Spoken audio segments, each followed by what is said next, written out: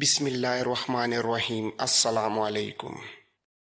پہل زبردستی اغوا کی وارداتیں ہوئی تو مسلمانوں نے 2-3 فوجیوں کو قتل کر دیا تھا۔ مسلمانوں کو اس کی سزا تو بڑی ظالمانہ ملی تھی اور اپنی لڑکیوں کو بچانے کی قیمت بھی بہت دینی پڑی تھی، لیکن زبردستی اغوا کا سلسلہ رک گیا تھا۔ آتش پرست ایرانی اپنے فوجیوں کو سانڈوں کی طرح پالتے تھے۔ ہر سپاہی اس قسم کی زرہ پہنتا تھا کہ سر پر آہنی زنجیروں کی خود اور بازوؤں پر دانت کے خول اس طرح چڑھے ہوئے تھے کہ بازوؤں کی حرکت میں رکاوٹ نہیں ہوتی تھی۔ ان کی ٹانگوں کو بھی بڑے سخت چمڑے یا کسی دانت سے محفوظ کیا ہوتا تھا۔ اسلحہ اتنا کہ ہر سپاہی کے پاس ایک تلوار، ایک برچی اور ایک گرز ہوتا تھا۔ گرز پر ایرانی سپاہی خاص طور پر فخر کیا کرتے تھے۔ ان سپاہیوں کے علاوہ ہر سپاہی کے پاس ایک کمان اور ترکش میں 30 تیر ہوتے تھے۔ انہیں عیش و عشرت، کھانے پینے اور لوٹ مار کی کھلی اجازت تھی۔ وہ جرأت اور عسکری مہارت میں قابل تعریف تھے۔ ان کی کمزوری صرف یہ تھی کہ وہ صرف آمنے سامنے کی لڑائی لڑ سکتے تھے اور لڑتے بھی بے جگری سے تھے، لیکن اتنا اسلحہ اٹھا کر وہ پھرتی سے نقل و حرکت نہیں کر سکتے تھے۔ کسی دستے یا جیش کو فوراً ایک جگہ سے دوسری جگہ جانا پڑتا تو وہ مطلوبہ وقت میں نہیں پہنچ سکتے تھے۔ اتنے زیادہ ہتھیاروں کا بوجھ انہیں جلدی تھکا دیتا تھا۔ البتہ ان کی تعداد اتنی زیادہ تھی کہ ان کی سست رفتاری کی کمزوری کو چھپا لیتی تھی۔ دجلہ اور فرات کے سنگم کے علاقے کے جنوب میں ابلا ایک مقام تھا جو عراق اور عرب کی سرحد پر تھا۔ اس زمانے میں ابلا ایک شہر تھا جس کے ارد گرد کا علاقہ شاداب اور سرسبز تھا۔ وہاں بڑے خوبصورت جنگل اور ہری بھری پہاڑیاں تھیں۔ یہ تاریخی اہمیت کا علاقہ تھا۔ آج بھی وہاں کھنڈرات بکھرے ہوئے ہیں جو بے زبان خاموش تاریخی کہانیاں سناتے ہیں۔ ہر کہانی عبرتناک ہے۔ اس خطے میں ان قوموں کی تباہی اور بربادی کے آثار بھی موجود ہیں جنہوں نے عیش و عشرت کو زندگی کا مقصد بنا لیا تھا اور رعایا کو وہ انسانیت کا درجہ نہیں دیتے تھے۔ خدا نے انہیں راہ مستقیم دکھانے کے لیے پیغمبر بھیجے، مگر ان لوگوں نے پیغمبروں کا مذاق اڑایا اور کہا کہ تم تو ہم میں سے ہو اور دنیا میں تمہاری حیثیت اور تمہارا رتبہ بھی کچھ نہیں، پھر تم خدا کے بھیجے ہوئے پیغمبر کس طرح ہو سکتے ہو؟ آخر خدا نے انہیں ایسا تباہ و برباد کیا کہ ان کے محلات اور ان کی بستیوں کو کھنڈر بنا دیا۔ خدا نے ان کا تفصیلی ذکر قرآن میں کیا اور فرمایا، کیا تم نے زمین پر گھوم پھر کر نہیں دیکھا کہ جو اپنی بادشاہی پر اتراتے اور خدا کی سرکشی کرتے تھے اور جو اونچے پہاڑوں پر اپنی یادگاریں بناتے تھے کہ ان کے نام ہمیشہ زندہ رہیں، وہ اب کہاں ہیں؟ اب زمین کے نیچے سے ان کے محلات اور ان کی یادگاروں کے کھنڈرات نکل رہے ہیں۔ ان کے بعد بھی پرشکوہ شہنشاہ آئے اور ایک کے بعد ایک اپنے کھنڈرات چھوڑتا گیا۔ بابل کے کھنڈر بھی آج تک موجود ہیں۔ اس خطے میں اشوری آئے، ساسانی آئے، اور اب جب مدینہ میں حضرت ابوبکر صدیق رضی اللہ تعالیٰ عنہ امیر المومنین تھے، دجلہ اور فرات کے اس حسین اور عبرت انگیز خطے میں ایرانیوں کا طوطی بول رہا تھا اور یہ آتش پرست قوم پہلی قوموں کی طرح یہی سمجھتی رہی کہ اسے تو زوال آ ہی نہیں سکتا، وہ محکوموں کے خدا بنے ہوئے تھے۔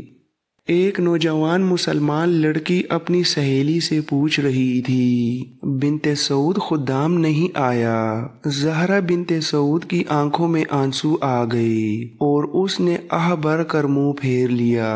سہیلی نے زہرا سے کہا، تم کہتی تھی کہ وہ تمہیں دھوکہ نہیں دے گا، خدا نہ کرے وہ اس بدبخت ایرانی کے ہاتھ چڑھ گیا ہو۔ زہرا بنت سعود نے کہا خدا نہ کرے وہ آئے گا، 4 دن گزر گئے ہیں، میں اس ایرانی کے ساتھ نہیں جاؤں گی، موت قبول کر لوں گی پر اسے قبول نہیں کروں گی، خدا مجھے دھوکہ نہیں دے گا۔ سہیلی نے اسے کہا زہرا کیا یہ بہتر نہیں ہوگا کہ تم اس ایرانی کماندار کو قبول کر لو؟ تمہارے خاندان کے لیے بھی یہی بہتر ہوگا، یہی ہے نا کہ تمہیں اپنا عقیدہ بدلنا پڑے گا، ساری عمر عیش تو کرو گی نا، میں نے جس خدا کو دیکھ لیا ہے اسی کی عبادت کروں گی، آگ خدا نے پیدا کی ہے، آگ خدا نہیں ہو سکتی، میں خدا کی موجودگی میں کسی اور کی پرستش کیوں کروں؟ سوچ لو زہرا، تم اسے قبول نہیں کرو گی تو وہ زبردستی تمہیں اپنے ساتھ لے جا سکتا ہے، اسے کون روک سکتا ہے؟ وہ شاہی فوج کا کماندار ہے، وہ تمہارے خاندان کے بچے کو قید خانے میں بند کرا سکتا ہے۔ ہوں تو میں بھی مسلمان کی بیٹی، میں اللہ کی عبادت کرتی اور اللہ کی ہی قسم کھاتی ہوں، لیکن اللہ نے ہماری کیا مدد کی ہے؟ کیا تمہیں یقین ہے کہ اللہ تمہاری مدد کرے گا؟ اگر اللہ نے میری مدد نہ کی تو میں اپنی جان لے لوں گی اور اللہ سے کہوں گی کہ یہ لے، اگر میرے وجود میں جان تو نے ڈالی تھی تو واپس لے لے، اور اس کے آنسو بہنے لگے۔ زہرا اپنے جیسے ایک خوبصورت جوان خدام بن اسد کو چاہتی تھی اور خدام اس پر جان نثار کرتا تھا، ان کی شادی ہو سکتی تھی، لیکن شمر ایرانی فوج کا ایک کماندار تھا جس کی نظر زہرا بنت سعود پر پڑ گئی تھی۔ اس نے اس لڑکی کے باپ سے کہا تھا کہ وہ اس کی بیٹی کو بڑی آسانی سے گھر سے لے جا سکتا ہے، لیکن ایسا نہیں کرے گا، میں تمہاری بیٹی کو مال غنیمت سمجھ کر نہیں لے جاؤں گا۔ شمر نے کہا تھا کہ اسے 2 گھوڑوں والی اس بگھی پر لے جاؤں گا جس پر دولہے اپنی دلہنوں کو لے جایا کرتے ہیں، تم لوگوں کو فخر سے بتایا کرو گے کہ تمہاری بیٹی ایک ایرانی کماندار کی بیوی ہے۔ زہرا کے باپ نے کہا تھا لیکن ایرانی کماندار، تمہارا احترام ہم پر لازم ہے، اگر لڑکی تمہاری دلہن بننا چاہے گی تو ہم اسے نہیں روکیں گے۔ ایرانی کماندار نے اس نفرت سے جس سے وہ ہر مسلمان سے بات کیا کرتا تھا کہنے لگا تم غلیظ عربی، تو بیٹیوں کو زندہ دفن کر دینے والی قوم میں سے ہے اور کہتا ہے کہ اپنی شادی کا فیصلہ تیری بیٹی خود کرے گی۔ زرتش کی قسم، اگر تیری بیٹی نے اپنا ہاتھ میرے ہاتھ میں نہ دیا تو تجھے اور تیری بیٹی کو ان کوٹریوں میں بند کروں گا جن میں کوڑی بند ہے، بہت تھوڑی مہلت دوں گا بوڑھے۔ اس کے ساتھ اس کے 3 گھڑ سوار سپاہی تھے، انہوں نے بڑی زور کا کہکہا لگایا تھا۔ ایک سپاہی نے اسے دھکا دے کر کہا تھا مدینہ بہت دور ہے بدبخت بوڑھے، تیرا امیر المومنین تیری مدد کو نہیں آئے گا۔ زہرا کے باپ کو اور اس کے بھائیوں کو معلوم تھا کہ وہ ایران کے ایک سپاہی کی بھی حکم عدولی نہیں کر سکتے، یہ تو کماندار تھا۔ انہیں یہ بھی معلوم تھا کہ شمر ان کی بیٹی کو اٹھوا بھی سکتا ہے، وہ کچھ نہیں کر سکتے، لیکن اس خطے کے مسلمانوں کے دلوں میں آگ کے پجاریوں کی جو نفرت تھی وہ انہیں مجبور کر رہی تھی کہ وہ ان کے غلام ہوتے ہوئے بھی ان کی غلامی قبول نہ کریں، اور اس کا انجام کتنا ہی بھیانک کیوں نہ ہو اسے برداشت کریں۔ انہیں اپنے اللہ پر بھروسہ تھا، زہرا اور خدام کو ملنے سے کوئی روک نہیں سکتا تھا۔ وہ پھولوں کے باغات میں کام کرتے تھے۔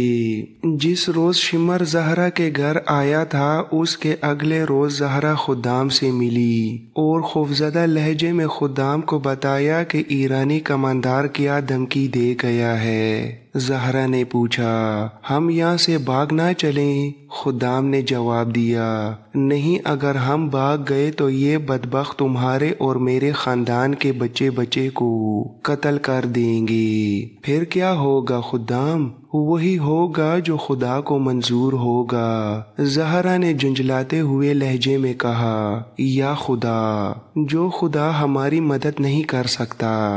خدام نے اسے ٹوکتے ہوئے کہا، زہرا، خدا اپنے بندوں کو امتحان میں ڈالا کرتا ہے، بندے خدا کا امتحان نہیں لے سکتے۔ خدام گہری سوچ میں کھو گیا۔ یہ تو ہو نہیں سکتا کہ تم اس آتش پرست شمر کا مقابلہ کرو گے۔ خدام گہری سوچ میں کھویا رہا۔ سوچتے کیا ہو خدام؟ تم اس شخص کو قتل تو نہیں کر سکتے۔ ہمارے سامنے ایک ہی راستہ ہے، خدا نجات کا راستہ بھی دکھا دے گا۔ زہرا، تمہیں ایک اور راستہ بھی دکھا سکتی ہوں۔ مجھے اپنی تلوار سے قتل کر دو اور تم زندہ رہو۔ تھوڑی سی قربانی دو زہرا، میں اس نفرت کا اندازہ کر سکتا ہوں جو شمر کے خلاف تمہارے دل میں بھری ہوئی ہے، لیکن اس پر یہ ظاہر کرو کہ تم اسے پسند کرتی ہو۔ تم اسے دھوکے میں رکھو۔ میں کچھ دنوں کے لیے غائب ہو جاؤں گا۔ کہاں جاؤ گے تم؟ کیا کرنے جاؤ گے؟ مجھ سے ہر بات نہ پوچھو زہرا، میں خدائی مدد حاصل کرنے جا رہا ہوں۔ زہرا نے اس کے کندھے پر ہاتھ رکھ کر کہا، خدا کی قسم خدام، اگر تم نے مجھے دھوکہ دیا تو میری روح تمہیں چین سے نہیں جینے دے گی۔ میں ایک دن کے لیے بھی اس کافر کی بیوی بن کے نہیں رہ سکوں گی۔ اس کی بیوی بننے کا مطلب یہ ہے کہ مجھ سے تم ہی نہیں، میرا مذہب بھی چھن جائے گا۔ اگر تم مذہب کی اتنی پکی ہو تو خدا ہماری مدد کو آئے گا۔ زہرا نے مایوسی کے لہجے میں کہا، خدام، میں مذہب کی تو پکی ہوں، لیکن خدا پر میرا عقیدہ متزلزل ہوتا جا رہا ہے۔ خدام کچھ اور کہنے ہی لگا تھا کہ باغ میں کام کرتے ہوئے لوگوں میں ہڑبونگ سی مچ گئی۔ 3-4 آدمیوں نے خدام کو پکارا۔ زہرا اٹھی اور وہیں سے پودوں میں غائب ہو گئی۔ خدام نے اٹھ کر دیکھا، کچھ دور پر ایرانی کماندار شمر اپنے گھوڑے پر سوار آ رہا تھا۔ اس نے دور ہی سے کہا تھا کہ خدام کو اس کے پاس بھیجا جائے۔ خدام آہستہ آہستہ چلتا شمر کی طرف گیا۔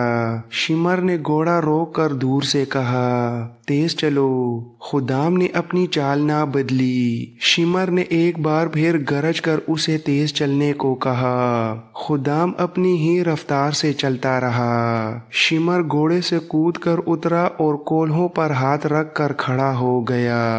باغ میں کام کرنے والے مسلمان دم بخود دیکھتے رہے۔ انہیں معلوم تھا کہ شمر خدام کی ہڈی پسلی ایک کر دے گا، لیکن خدام جب اس کے سامنے جا رکا تو شمر نے ہاتھ بھی نہ اٹھایا۔ شمر نے خدام سے حقارت آمیز لہجے میں کہا، دیکھ کمینے انسان، میں تمہارے باپ اور تمہاری جوانی پر رحم کرتا ہوں۔ آج کے بعد میں تمہیں اس لڑکی کے ساتھ نہ دیکھوں۔ خدام نے پوچھا، اگر تم نے مجھے اس لڑکی کے ساتھ دیکھ لیا تو پھر کیا ہوگا؟ پھر میں تمہارے منہ پر 1-2 تھپڑ نہیں ماروں گا، تمہیں درخت کے ساتھ الٹا لٹکا دوں گا۔ جاؤ، میری نظروں سے دور ہو جاؤ۔ شمر گھوڑے پر سوار ہوا اور چلا گیا۔ خدام وہیں کھڑا اسے دیکھتا رہا۔ اسے کسی نے بلایا اور کہا، خدام، ادھر آ جاؤ۔ پھر اسے 3-4 آدمیوں کی آوازیں سنائی دیں، آ جاؤ خدام، آ جاؤ۔ وہ پیچھے مڑا اور لوگوں کے پاس جا رکا۔ سب اس سے پوچھنے لگے کہ شمر نے کیا کہا تھا۔ خدام نے انہیں بتایا۔ سب جانتے تھے کہ خدام کا جرم کیا ہے۔ اگر یہ مسلمان آزاد ہوتے ان کی اپنی حکومت ہوتی اور یہ معاشرہ ان کا اپنا ہوتا تو وہ خدام کو برا بھلا کہتے کہ وہ کسی کی نوجوان لڑکی کو اپنے پاس بٹھائے ہوئے تھا، لیکن وہاں صورت مختلف تھی۔ انہیں یہ بھی معلوم تھا کہ خدام برے چال چلن کا نوجوان نہیں، اس مظلومیت میں بھی مسلمان متحد تھے۔ لیکن باغ میں کام کرنے والوں میں سے ایک نے کہا کہ یہ آتش پرست ادھر کیا لینے آیا تھا؟ ایک نے کہا اسے ادھر لایا گیا تھا اور لانے والا ہم میں سے کوئی ایک ہی تھا۔ ایک بوڑھے نے کہا معلوم کرو وہ کون ہو سکتا ہے۔ یہاں سوال ایک لڑکے اور لڑکی کا نہیں، یہ ظالم اور مظلوم کا معاملہ ہے، یہ ہماری آزادی اور خودداری کا معاملہ ہے۔ آج اگر اس شخص نے اس ذرا سی بات پر مخبری کی ہے تو کل وہ بہت بڑی غداری کر سکتا ہے۔ سب پر خاموشی طاری ہو گئی۔ ایک ادھیڑ عمر عورت نے جو ان آدمیوں کے پیچھے کھڑی تھی بول پڑی، میں بتاتی ہوں وہ کون ہے۔ اس عورت نے کہا اور ان آدمیوں میں بیٹھے ہوئے ایک آدمی کی طرف دیکھنے لگی۔ عورت نے ہاتھ لمبا کر کے انگلی سے اس کی طرف اشارہ کیا اور پوچھا، ابو نصر تم وہاں اس ٹیکری کے پیچھے کھڑے کیا کر رہے تھے؟ ابو نصر کے ہونٹ ہلے لیکن وہ کچھ کہہ نہ سکا۔ اسی سے سب سمجھ گئے کہ یہ شخص آتش پرستوں کا مخبر ہے۔ اس نے آخر اس الزام کو تسلیم نہ کیا۔ اس عورت نے کہا میں تمہیں دیکھ رہی تھی، تم ٹیکری کے پیچھے غائب ہو گئے اور وہاں سے شمر نکلا۔ ایک بوڑھے نے کہا دیکھ ابو نصر ہمیں کوئی ڈر نہیں کہ اب تم شمر کو یہ بھی جا کر بتا دو گے کہ ہم نے تمہیں مخبر اور غدار کہا ہے۔ یہ سوچ لو کہ آتش پرست تمہیں گلے نہیں لگائیں گے، وہ کہتے ہوں گے کہ تم ان کے غلام ہو اور اپنی قوم کے خلاف مخبری اور غداری تمہارا فرض ہے۔ ابو نصر نے سر جھکا لیا۔ اس پر تانوں اور گالیوں کے تیر برسنے لگے۔ جس کے منہ میں جو آیا اس نے کہا۔ آخر ابو نصر نے سر اٹھایا۔ اس کا چہرہ آنسوں سے دھلا ہوا تھا اور آنسو بہے چلے جا رہے تھے۔ ندامت کے یہ آنسو دیکھ کر سب خاموش ہو گئے۔ ان کے ایک بزرگ نے پوچھا تمہیں آخر کتنا انعام ملتا ہوگا؟ ابو نصر نے سسکی لینے کے انداز میں کہا کچھ بھی نہیں، میں نے یہ پہلی مخبری کی ہے۔ اگر تم لوگ مجھے موت کی سزا دینا چاہو تو مجھے قبول ہے۔ ایک نے کہا ہم پوچھتے ہیں کیوں؟ آخر تم نے یہ حرکت کیوں کی؟ ابو نصر نے جواب دیا میری مجبوری تھی۔ پرسوں کی بات ہے، اس کماندار نے مجھے راستے میں روک کر کہا تھا کہ میں زہرا کے گھر پر نظر رکھوں۔ اس کا مطلب یہ تھا کہ میں یہ نظر رکھوں کہ زہرا گھر سے بھاگ نہ جائے اور اسے کسی جوان آدمی کے ساتھ الگ تھلگ کھڑا دیکھوں تو اسے اطلاع دوں۔ میں نے اسے کہا کہ میں اس لڑکی پر نظر رکھوں گا، لیکن میری 2 بیٹیوں پر کون نظر رکھے گا؟ میں نے کہا کہ شاہی فوج کے کماندار اور سپاہی ہماری بیٹیوں کو بری نظر سے دیکھتے رہتے ہیں۔ شمر میری بات سمجھ گیا۔ اس نے کہا کہ تمہاری بیٹیوں کو کوئی شاہی فوجی آنکھ اٹھا کر بھی نہیں دیکھے گا۔ اس نے میرے ساتھ پکا وعدہ کیا کہ وہ میری بیٹیوں کی عزت کی حفاظت کا پکا انتظام کرے گا۔ یہ میرے لیے بہت بڑا انعام تھا۔ بوڑھے نے کہا خدا کی قسم تم اس قابل نہیں ہو کہ تمہیں مسلمان کہا جائے۔ تم نے اپنی بیٹیوں کی عزت بچانے کے لیے اپنے بھائی کی بیٹی کی عزت کا خیال نہ کیا۔